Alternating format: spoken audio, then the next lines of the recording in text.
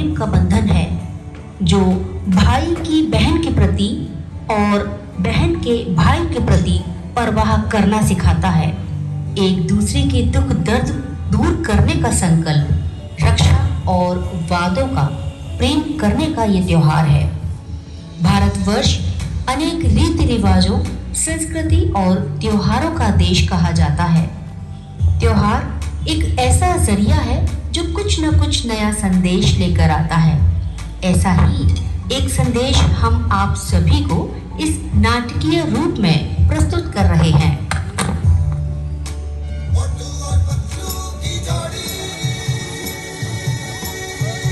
ला मुझे दे रिमोट, अब मैं टीवी देखूंगा, मेरा फेवरेट कार्टून आएगा।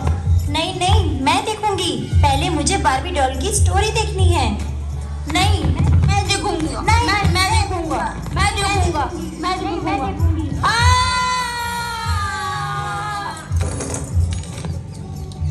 ओहो, क्या हुआ? क्या गिरा? तुम लोग लड़ क्यों रहे हो? क्या हुआ है तुम लोगों को? मम्मी देखो, अभी अभी मैंने पढ़ाई की है और अब टीवी देखने आया तो चिंकी मुझे रिमोट ही नहीं दे रही है। नहीं नहीं मम्मी, अब मुझे देखना है। भैया ने तो सुबह भी 1 घंटा देख लिया। अब प्लीज मुझे रिमोट दिला दो ना। नहीं, मैं लूंगा। नहीं नहीं, मैं लूंगी। मैं लूंगा। नहीं, मैं लूंगी। मैं लूंगा। नहीं, मैं लूंगी। तो देख, कल रक्षाबंधन है ना, कल मैं तुझे राखी नहीं बांधूंगी। तेरे जब सारे दोस्तों की कलाई पे राखी होगी ना, तब सिर्फ तेरी ही कलाई पे राखी नहीं होगी, तब पता चलेगा तुझे। जा यहाँ से, जरा सा धागा बांध कर मेरे और पापा के सारे पैसे ले लेती है। बस भी करो तुम, कितना झगड़ोगे? जब देखो तब लड़ना झगड़ना। और कोई काम नहीं है तुम पर?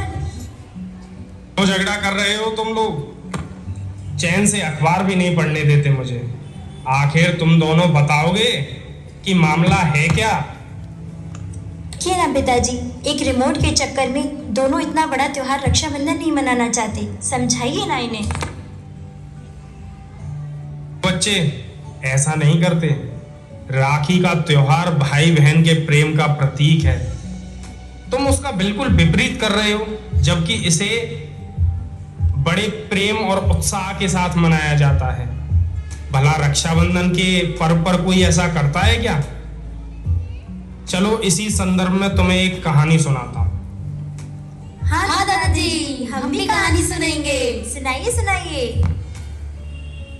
एक बार ऐसा हुआ, दैत्यों के राजा बलि ने 110 यज्ञ पूर्ण कर लिए, जिसके कारण देवताओं का डर और बढ़ गया कि कहीं राजा बलि अपनी शक्ति से स्वर्गलोक ना जीत ले। इसलिए सभी देवता भगवान विष्णु के पास गए और अपनी जो दुविधा थी वो उनके सामने रखी। भगवान विष्णु ने कहा, ठीक है, इसका जो भी निवारण होगा वो किया जाएगा। अब भगवान विष्णु ने वामन अवतार लिया, जो 52 अंगुल के थे, और राजा बलि के यहाँ गए। यज्ञ चल रहा था। राजा बलि से जाकर उन्होंने भिक्षा मांगी। राजा बलि ने कह दिया कि बताओ ब्राह्मण देव, क्या भिक्षा चाहते हो? भगवान बोले कि मुझे तो सिर्फ महाराज 3 पग भूमि चाहिए। उन्होंने कहा कि बताइए आपको 3 पग भूमि कहां से चाहिए? उन्होंने कहा, महाराज मैं ऐसे दान नहीं लेता हूं, इसके लिए आपको संकल्प लेना पड़ेगा कि आप मुझे दान देंगे और फिर उस बात से मुकरेंगे नहीं। राजा बलि संकल्पबद्ध हो गया। अब जब भगवान ने अपना रूप विस्तृत किया तो उन्होंने पहले ही पग में स्वर्गलोक को नाप दिया, दूसरे पग में पृथ्वी को। अब वामन भगवान ने कहा कि राजन, ये तो तुम्हारा जितनी भी आधिपत्य था वो तो नष्ट हो गया, अब मैं तीसरा पग कहां रखूं? राजा बोला कि अब मेरे पास कुछ भी नहीं है, ये आप तीसरा पग मेरे सिर पर रख दें।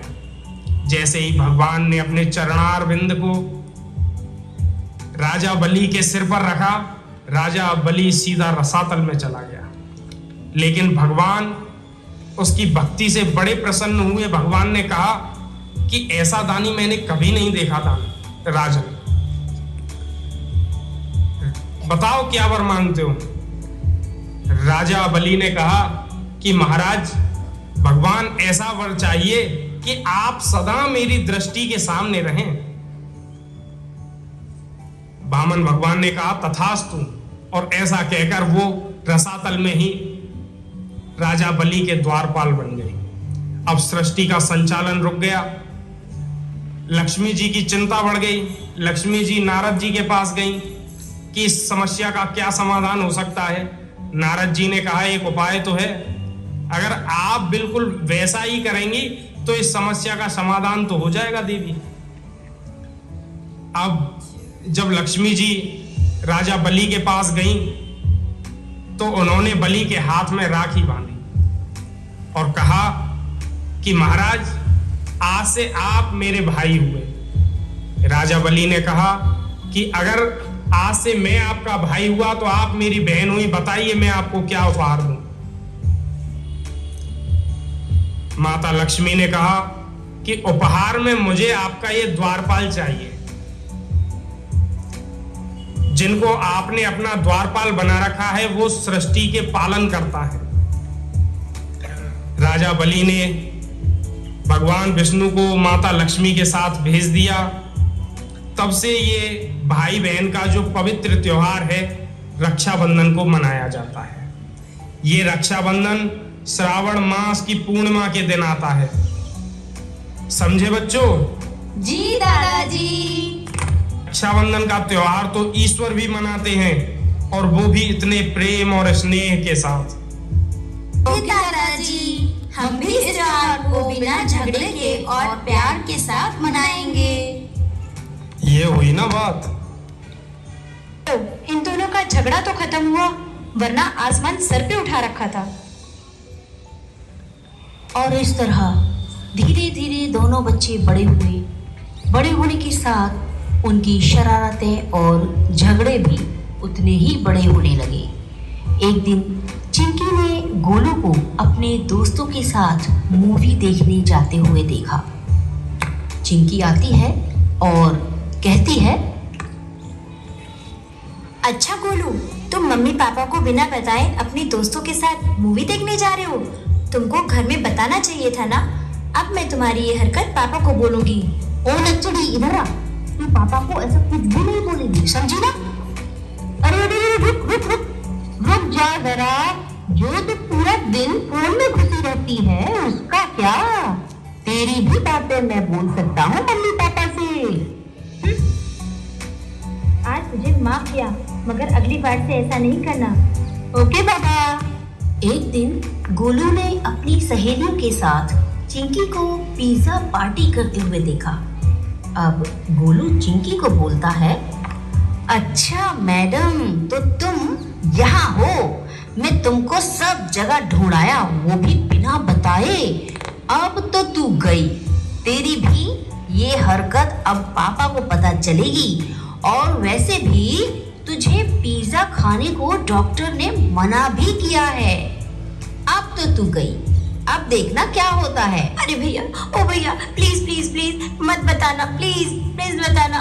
कर दो, इस बार माफ कर दो, अगली बार से ऐसा नहीं करूंगी, प्लीज। हो, अच्छा, जब चोरी पकड़ी गई तो भैया वैसे तो जाने क्या क्या बोलती है मुझे, है ना?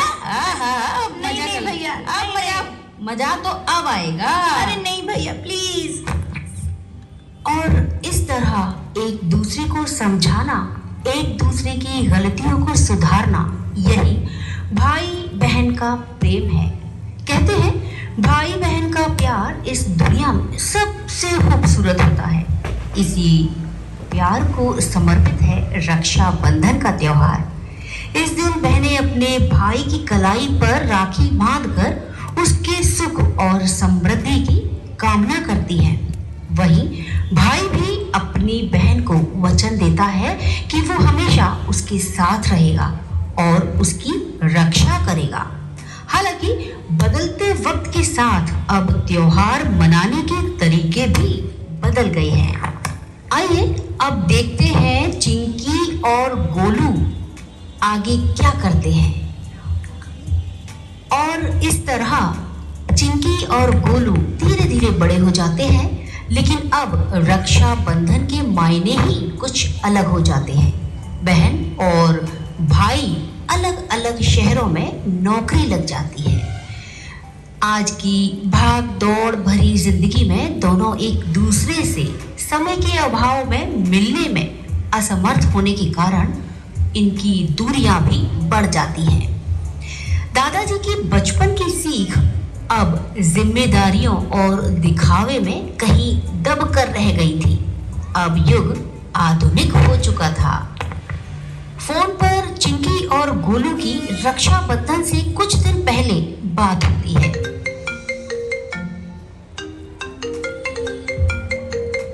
हेलो भैया, आप रक्षाबंधन पर मेरे घर आ रहे हो ना? नहीं चिंकी, मुझे जरूरी काम से कुछ दिन के लिए बाहर जाना है। तुम एक काम करो, रक्षाबंधन पर राखी मुझे पोस्ट कर दो। ओके भैया। ओके चिंकी, और तुम भी जो तुमको चाहिए वो मैं ऑनलाइन भेज दूंगा, बस तुम जो समझो वो खरीद लेना। ओके, मैं खरीद लूंगी। आप मुझे अपना एड्रेस व्हाट्सएप पे सेंड कर देना। ओके चिंकी, चलो मैं फोन रखता हूँ। हाँ, बाय बाय। आज के इस आधुनिक युग में अब राखी डाक द्वारा और बहन का उपहार ऑनलाइन भेजने का चलन शुरू हो चुका है। ये सब नज़ारा गोलू और चिंकी की माँ दूर से सुन रही थी। नहीं, मैं हर बार की तरह इस बार भी ये रक्षाबंधन इन दोनों को ऐसे ही नहीं जाने दूंगी। हमारे समय में कितना कुछ अलग था। बहन भाई को मायके से लेने जाता था, दोनों बहन भाई साथ में इस त्योहार को मनाते थे। लेकिन अब ऐसा भी क्या, जो त्योहार में भी एक दूसरे से मिल नहीं सकते। बस अब बहुत हो चुका, अब मुझे ही कुछ करना होगा। और रात को गोलू घर वापस आता है तो मम्मी कहती है, जब तुम छोटे थे तब हमारा पूरा परिवार साथ में था। तुम्हारे दादाजी, दादी जी, चाचा जी, चाची जी, ताऊ जी, ताई जी, और रक्षाबंधन पर तो तुम्हारी बुआ और फूफा जी भी आते थे। और तुम्हारे ताऊ जी की छोटी बेटी अर्णा भी 4 दिन पहले से ही आ जाती थी। अपनी सहेलियों के साथ पूरा दिन मस्ती करती थी, झूले झूलते थे, घर में कितना कुछ होता था और पकवान बनते थे, बड़े मज़े आते थे। वो भी बड़े मज़े के दिन हुआ करते थे। अब तो ज़माना ही नहीं रहा, अलग हो गया है। त्योहार भी फीके से लगते हैं। जब तक कि घर के सारे लोग एक साथ ना हो, वो समय अलग लगता था। हाँ हाँ मम्मी, आप बिल्कुल ठीक कहती हो। ये बात तो मैं भूल ही गया था।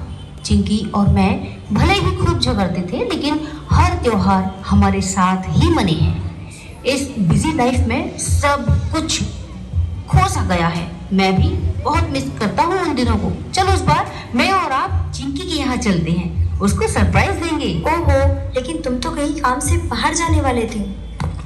ओ मम्मी, जाने भी दो, काम तो होता रहेगा, लेकिन मेरे जाने की खुशी जो चिंकी के चेहरे पर देखूंगा वो मेरे लिए सबसे बेस्ट होगी। और क्या चाहिए लाइफ में, चलो चलते हैं। चलो ठीक है बेटा। गोलू और उसकी मम्मी चिंकी के घर जाते हैं।